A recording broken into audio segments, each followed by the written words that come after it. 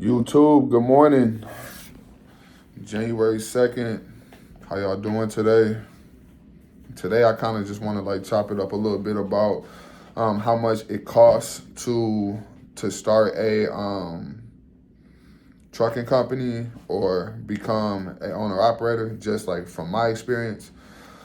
So yeah, let's dive into it. So when I started my owner operator journey, I started with $10,000.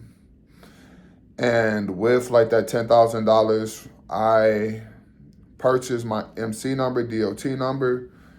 And then from there, I went and purchased my truck, put $5,000 down. I was paying $1,300 per month.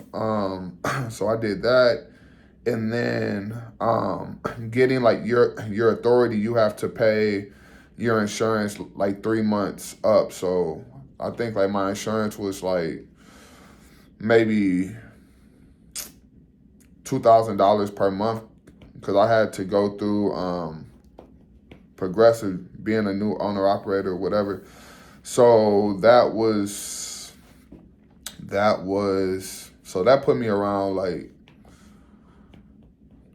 11,000, and then I just had a couple dollars saved up from the trucking company that I was working for, JB Hunt. So that's kind of how I had started with that $10,000. But now after my experience with trucking, owner operator stuff, and now owning a freight brokerage, seeing trucking from a different side, there's so many different ways that you can start in ways that I feel would be more set you up for success a little bit more. And one of those things would be, so maybe purchasing the truck first and then maybe leasing on to a carrier. I didn't necessarily do that, but I kind of see where that could be more beneficial. It's not the only way, but I just feel personally that with that you could, number one, find out what lanes you really want to run. Kind of learn the landscape as a entrepreneur. The insurance is gonna be based on them, so you might get a better insurance carrier than, for example, Progressive.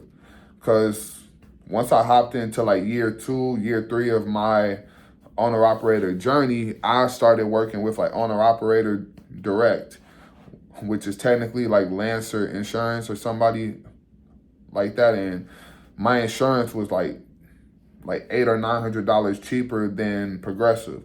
So I did that. And then some companies, depending on who you lease on to, I always recommend leasing on to smaller companies, not the mega carriers. But so I would recommend something like that, because lots of times they have lanes that they already have, so you already have steady work. You aren't just working off of load boards with a new authority, because a lot of people will turn you down. They won't give you freight for those first 30 days, 60 days, 90 days, sometimes 6 months, sometimes 12 months. So so that's something that I would personally do now, just looking back on it after seeing stuff from a broker standpoint and an owner operator standpoint, and just networking that I've done, all of that stuff. So I feel if you go that route, you can do it a whole lot cheaper, especially when you can find outside funding, for example, non-interest loans that'll help you get the truck, now like you're making more money, you're understanding tax, because that's like a super big one too. Like when you like hop into being an owner operator right away, it's so many things that people just don't tell you in terms of like tax, finding a proper account. Like I went through just such bad accountants, like didn't understand it fully. So I went through 1-800 accountant, bad decision. Went through bench accounting, bad decision. And then now, 3 years later, I have like a real accountant, and that stuff makes a major difference because there's so many deductions for truck drivers, trucking companies, that like you need somebody who understands that landscape. So that's like one thing. So just doing things in cycles, because you're gonna get hit the absolute most hard when you hop in and like you're trying to like transition and do like all of like this learning. That's like why I always recommend people like get a truck driving job first, then become like a owner operator. Start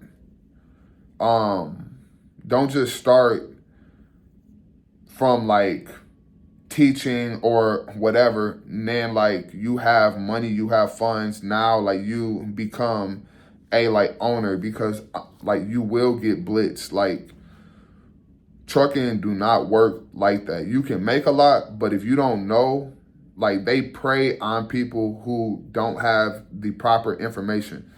Like if you don't know stuff, they will take full advantage of you.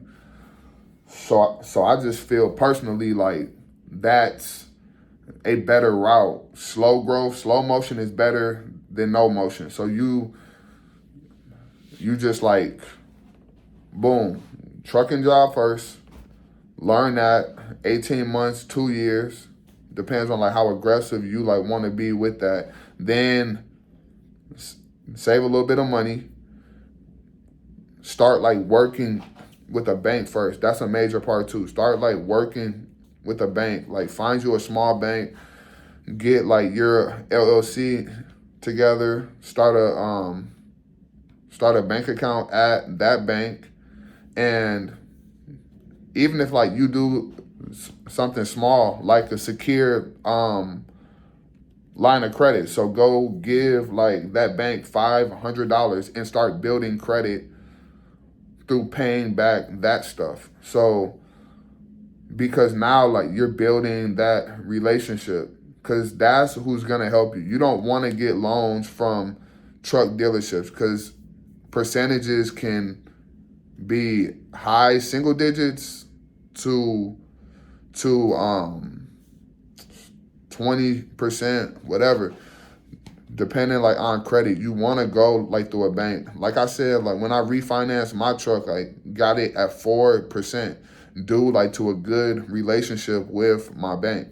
Like that stuff really matters. So I would try and like get into that space, do that, and just keep like pushing like that. So I honestly feel like you could probably start a trucking company or like a owner operator journey with like $5,000 if done properly, if done in like the proper order. And just don't be too hungry for like that home run.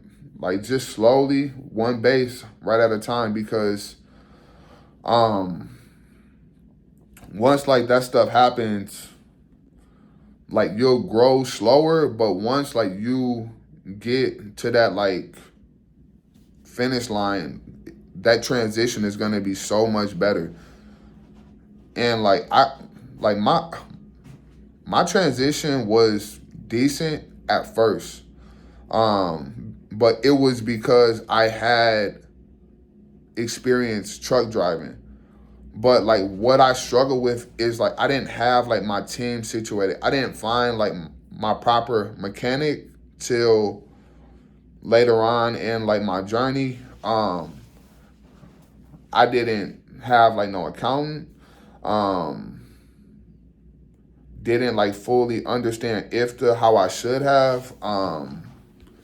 Didn't necessarily understand the like ELD regulations, like in terms of like being like audited. I understood the like simple stuff, but like when I got my IFTA audit, like they charged me um because my what happened? Like Motive was tracking me every 15 minutes and they needed it being tracked like every like 7 minutes or 5 minutes, something like that. So just knowing those types of things so that you can um just like set yourself up for success properly. Um and then like clearly like compliance, I was good there because my factoring company helped. But there's just like so many people who really don't have that knowledge doing like that stuff. So they kind of really struggle with it. You have to find a way to seek out the proper guidance. And like I said, um, if I can help in any way possible, reach out. But yeah, I probably say like you can start it with like $5,000, and um, in a later video, I'm gonna talk about like a Kiva loan that I learned about once I became like a freight broker, that I wish I would have knew about when I was a um, owner operator, because it's just a good thing to have, and it's a 0% interest free loan. It's crowdfunding, and um, they go from $5,000 to $15,000. So it's just like something good to like have in your back pocket, and it's something that can kickstart your like owner operator journey. So yeah, bro, like, subscribe, comment. If you have questions, don't hesitate to like reach out to me. Um, if I missed anything, like let me know. I'm an open book. Hey, happy Thursday. Thank you. Bye.